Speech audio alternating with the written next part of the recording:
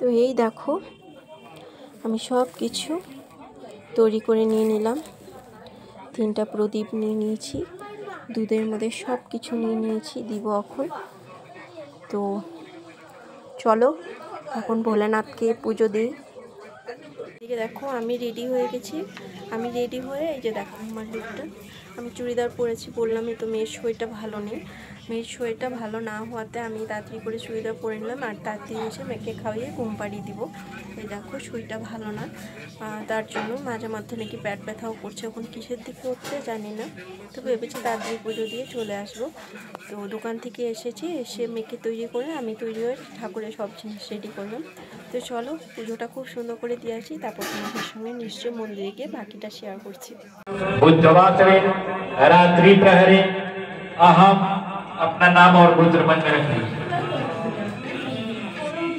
सकल परिवारस्य पूरे परिवार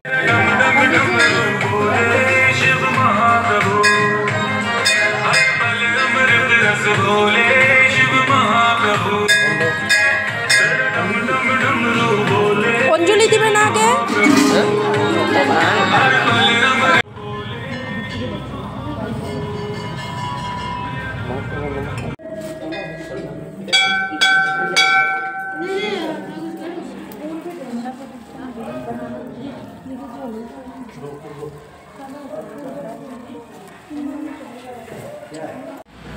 কি সুন্দর সাজাইছে দেখো।